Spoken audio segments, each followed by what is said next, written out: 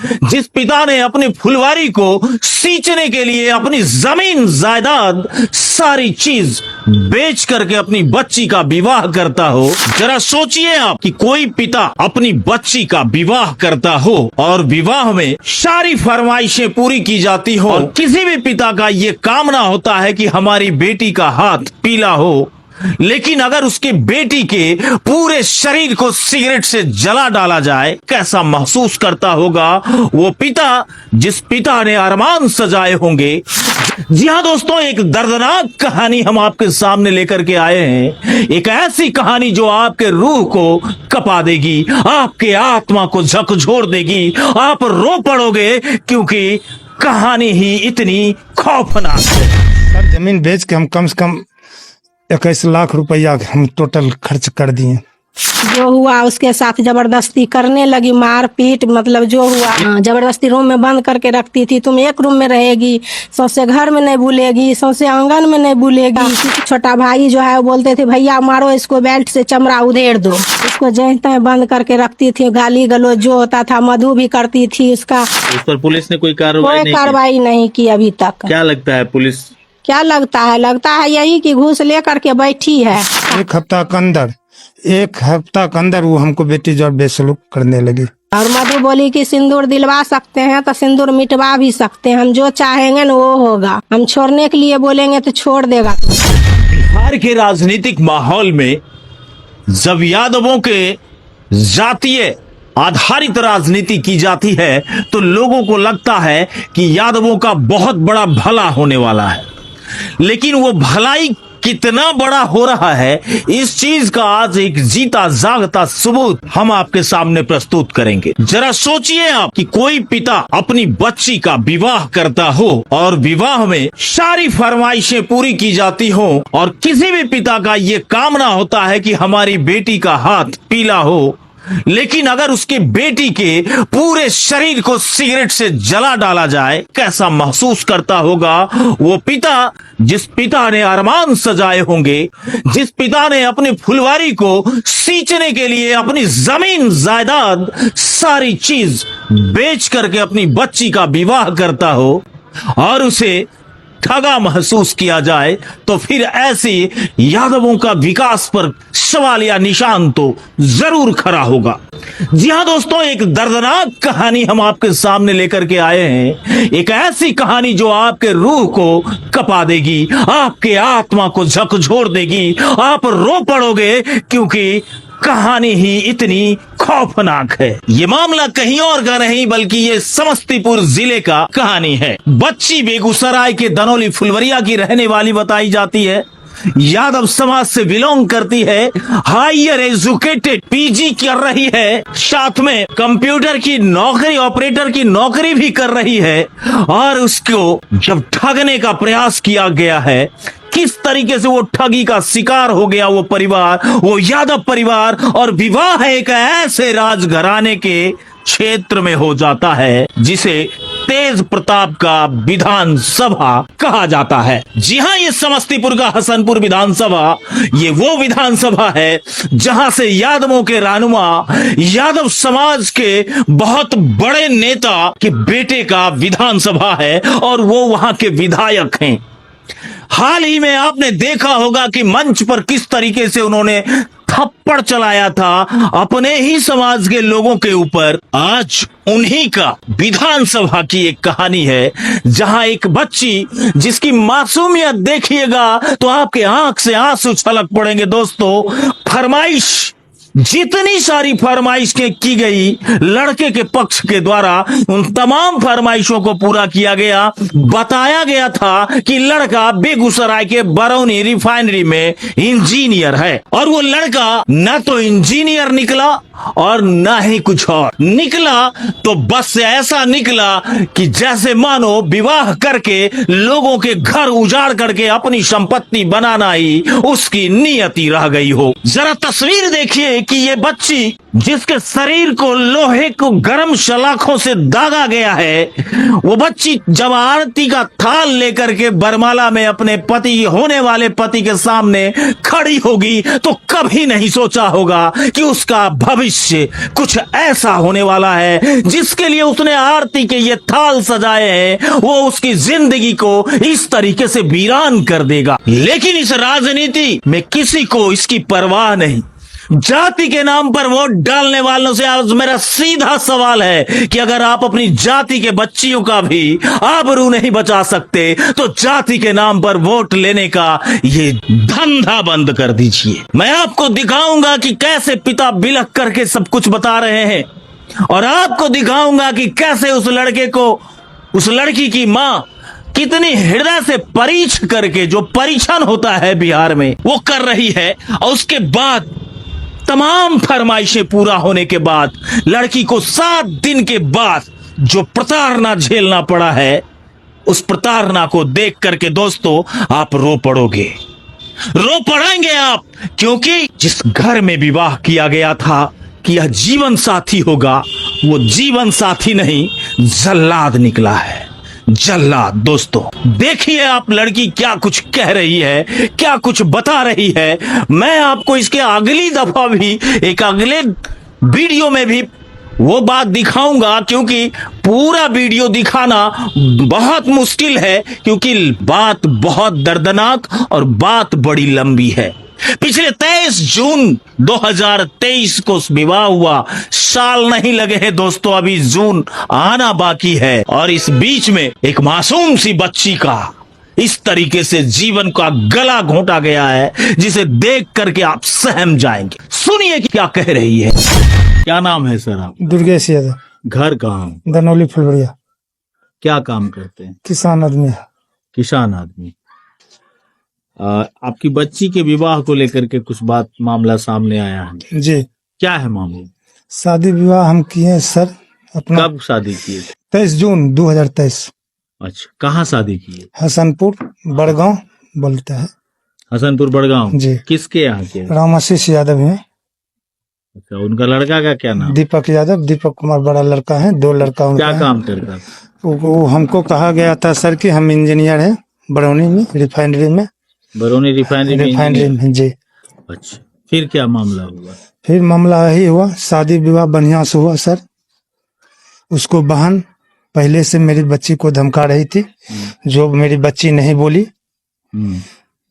क्या धमकी मिल रहा है? अच्छा, वो बातचीत में कि तुम आओ, बढ़िया से नहीं रहेगी तो घर में बंद करके रखेंगे, ऐसे रखेंगे, उसे रखेंगे, मार के रखेंगे। शादी होला के बाद मेरे 10 समाज के बीच में वो मेरे से लड़की को छीन के लेके चली गई।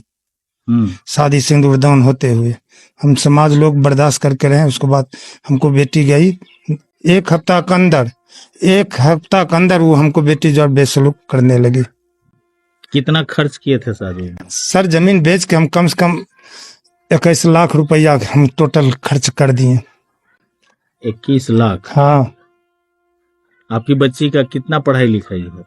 अभी BA ग्रेजुएशन है, PG कर रहे हैं। PG कर रहे हैं? हाँ। जॉब भी कर रहे हैं? हाँ, बलिया में जॉब, टीचर का जॉब जी। उसके बाद इतनी सारी घटनाएं। हाँ। अच्छा, मारपीट जैसा भी मामला कुछ सामने आया था? हाँ, मारपीट मेरी बच्ची को कर रही थी, तो बहुत बुरी थी। मेरी बच्ची हमको नहीं बता रही थी, लास्ट में बताई, तब हम लोग गए तो मगर वो चेतावनी नहीं की। नहीं। वहाँ पुलिस में शिकायत भी? हाँ, पुलिस में शिकायत की, मेरी बच्ची को कैद करके रखी थी। तब पुलिस लेके हम गए थे निशा भारती को, अब लेके आए उनको सामने में, तब जाकर हम केस किए उसी वक्त। हाँ, वीडियो कैमरा के साथ। पुलिस क्या बोला? पुलिस कहा ठीक है। पुलिस उसको बाद कुछ नहीं की। अभी तक सुने हैं सर कि केस फाइनल कर दी है। एक लड़का है, जो कुछ है उसको बहन सब परिवार है, उसको पति भी है, मधु है, ये है। मधु कौन है? उसको बहन है। किसको? लड़का का बहन। लड़का का बहन? जी। तू क्या करती है वहाँ? वहीं पर रहबे करती है। शादीशुदा? हाँ। वहीं रहती? हाँ। तो उसमें मधु का क्या रोल इस शादी में? मधुए सब कुछ है। मधुए हमसे पैसा ले ली है। मधुए हमसे पैसा ली, मधुए बातचीत की, मधुए रिंग सेरेमनी करवाई, मधुए तिलक करवाई, सब कुछ मधुए हमसे करवाई। लड़का का बाप क्या करता है? लड़का का बाप पंजाब में रहता है सर। सिर्फ शादी में लड़का का बाप आया था, रिंग सेरेमनी दी। उनसे कभी बात हुई? नहीं सर, हमसे नहीं, कभी नहीं। कभी बात भी नहीं। ये लोग बात करने नहीं देता था। मधु कहा जो करेंगे हम ही करेंगे। उनसे बात करने से कोई फायदा नहीं? कोई फायदा नहीं है। अभी आप क्या चाहते हैं सरकार से? हम चाहते हैं सर अपना एक बच्ची को अपना अति निदान चाहिए और क्या। न्याय चाहते हाँ न्याय चाहते हैं। हम गरीब लोग हैं सर, किसान आदमी है। हम बच्ची को निदान चाहते हैं। मेरी बच्ची की उम्र मारते 21 वर्ष हुई है। हैं? हाँ क्या हुआ आपके बच्ची के साथ? मेरे बच्ची के साथ हुआ कि हम मतलब मधु जो जो बोली हम उसको सब कुछ दिए। हम लोग रिंग सेरेमनी भी नहीं करना चाहते थे तो जबरदस्ती करवाई कि आप लोग नहीं कीजिएगा तो मेरा भाई खुश नहीं रहेगा, अगर नहीं कीजिएगा तो इस दिन को याद रखेगा दीपक। तो निशा भी बोली कि ठीक है मम्मी जो करो कर दीजिए, अगर करने हैं तो कर दीजिए, क्या कीजिएगा। तो हम लोग उस रिंग सेरेमनी में भी तैयार हुए, गए वहाँ पर। तो गए तो वहीं से इसका जो है ना ड्रामा शुरू हुआ रिंगे सेरेमनी से। क्या हुआ वहाँ? वहाँ पे गया लड़का, जब फोटो वोटो खिंचा के आया हम लोग का हाथ पकड़ के उधर ले गया लड़का कि चलिए मम्मी से मिलिए। उसके बाद निशा के साथ बैठ के मतलब ठंडा उंडा पिए। तो उसी टाइम मधु का जो है आंख चमक गया कि जो मम्मी देखिए इसका बिहेवियर अभी से बदल गया है। हाँ जो ये लड़का बाद में हम लोग को देखेगा तक नहीं, मतलब यही है कि पत्नी को छोड़ दो और बहाने को पकड़ के रखेगी वो लड़का, यही उसका कहना था। उसके बाद गए तिलक में भी गए। तिलक से 2 दिन पहले वहाँ से फोन आया कि मेरा जो रुपया बचा हुआ है आप पेड कर दीजिए। तो हम बोले कि हम तो 9 लाख कहे थे, तो हम 9 लाख रुपया दिए वहाँ पे। तो बोली नहीं हमको चाहिए जो बचल है ना आरो वो सब चाहिए। तो हम बोले कि नहीं अब नहीं बचल है। तो कल के ठीक है नहीं है तो आप इस शादी को पोस्टपोन कर दीजिए। बोले ये कैसे होगा, 2 दिन तिलक का बचा हुआ है, कैसे पोस्टपोन कर देंगे। बोली नहीं होगा शादी। यहाँ से हम लोग भेजे आदमी को, तो भेजे तो वहाँ पर न एक गिलास पानी मिला, न एक कप चाय मिला, न बैठने के लिए कोई कुर्सी टेबुल कुछो चौकी और कुछो नहीं मिला वहाँ पे। न ढंग से बात किया वो लोग। बोली नहीं जितना हम बोले उतना हम लेंगे।